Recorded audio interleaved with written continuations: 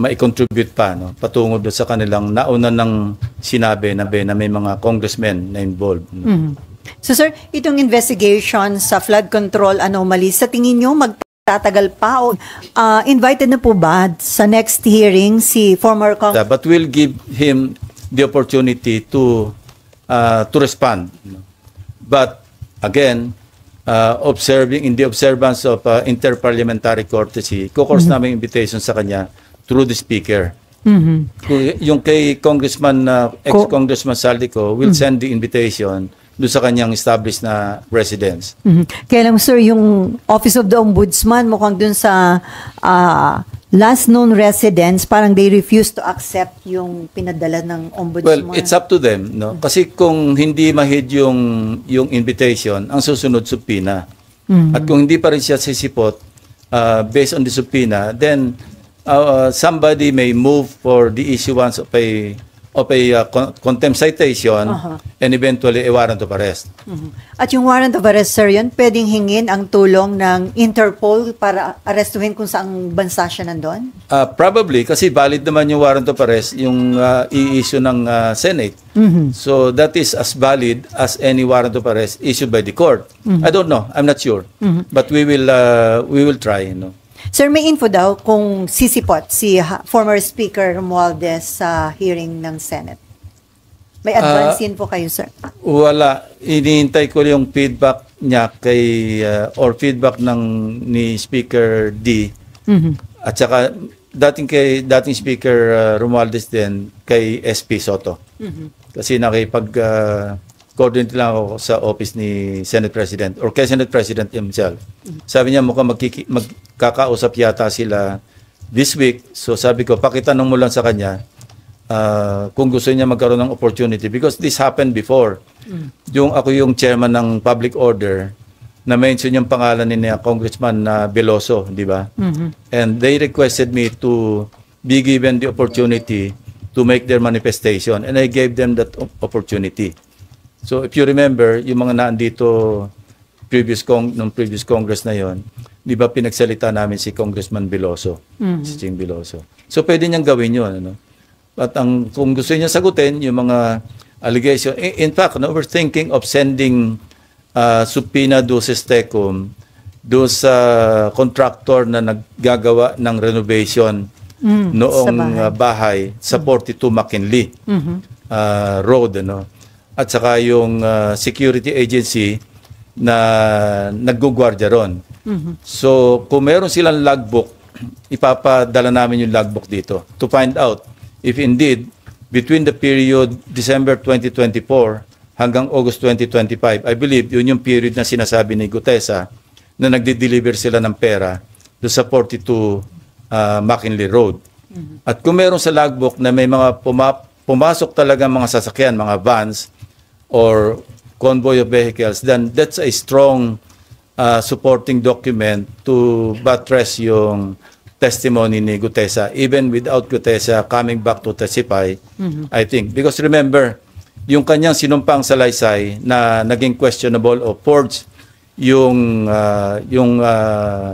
notaryo, that's invalid as far as yung kanyang sinumpang salaysay kung gagamitin ito sa other sa prosecution. But as far as the Blue Ribbon, yung kanyang sinumpang salaysay as read doon sa kanyang sinumpang salaysay na written, valid yun because he was administered this oath and ang presumption is totoo lahat yung sinabi niya sa Blue Ribbon hearing noong September 25.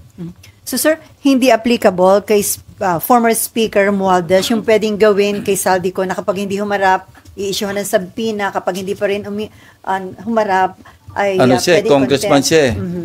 So hanggang invitation lang ang pwedeng gawin ng Senate. Through the Speaker. Sabi ko nga, interparliamentary courtesy, and by the way, I'd like to clarify, yung interparliamentary courtesy, ito'y binibigay do sa institution, hindi sa tao. Kaya nga interparliamentary courtesy kasi courtesy ng Senado sa lower house and vice versa. Anyway, okay. Amor? Marlon? RG? Ako si Camille. Nahin natin, Amor. Apo. Sir, balikan ko lang po kay Guteza. Are you bothered by his disappearance? And ano po yung current efforts right now to locate him? Well, obviously, sincere yung efforts to locate him. Ano? Kasi he has to clarify yung kung meron siyang maidadagdag, idagdag niya. No?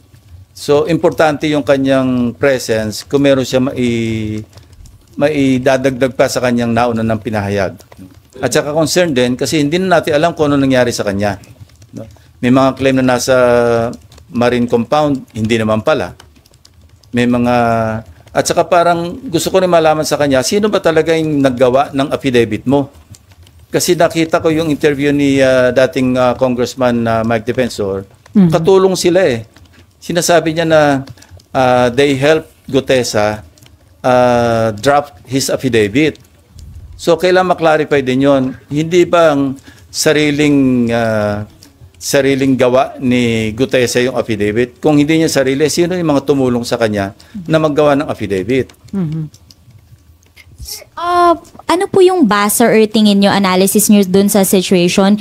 Is he hiding or meron po bang nagtatago sa kanya? Hindi ko alam. Yung guess mo is as good as mine, ano? Kasi wala nga nakakalam, tahimik na tahimik. Alam nyo, ganito lang yan, ano?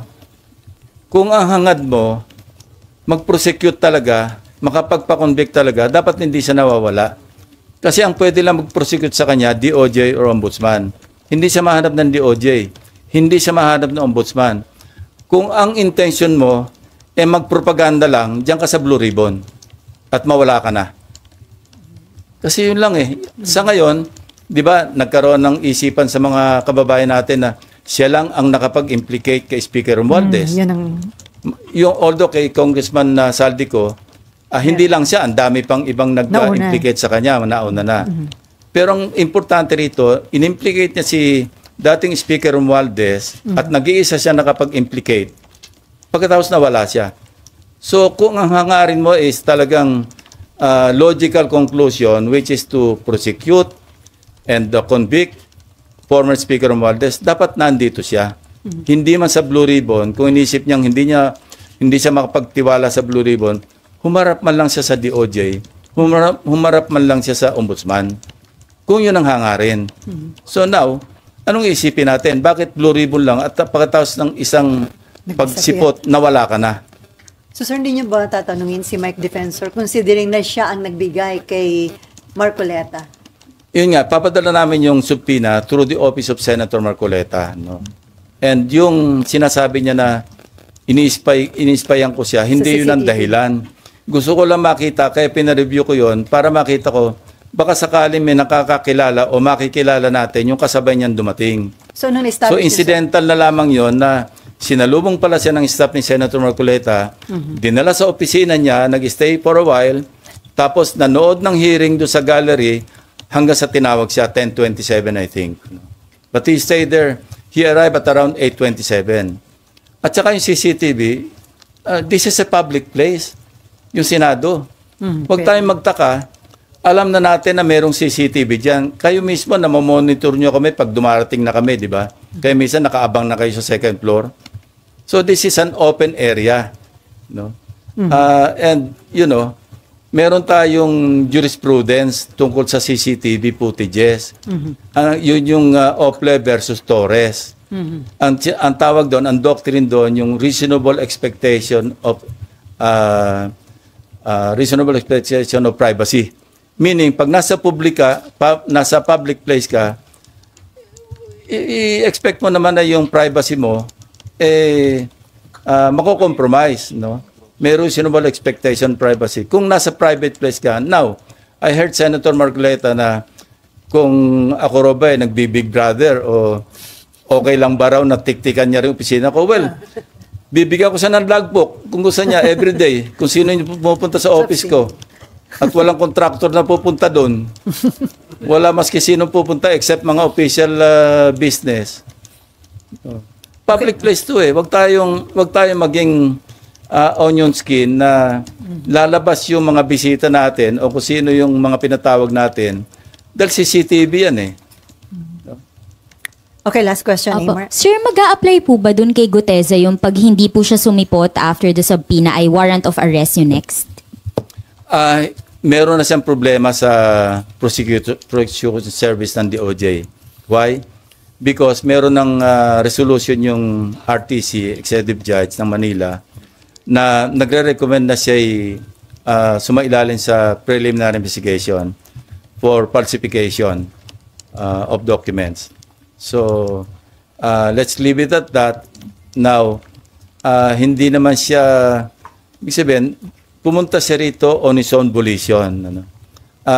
Para gipitin pa siya na i-issue siya ng subpoena and then warrant of arrest, papakontempt, I don't want to go there. Sir, naalala ni Nimpan, si Mike Defensor din ang naglabas noon kay Ador Mawanay. So, regarding kaduda-duda No, I'd ba like to paglabas correct ni- that. Yun ang misimpression. Hindi si Ador Mawanay, si Udong Mahusay. Udong. Remember, si Udong Mahusay, yun yung whistleblower against former FG. Di ba? Nung nasa safe house, hindi kinidnap, nirescue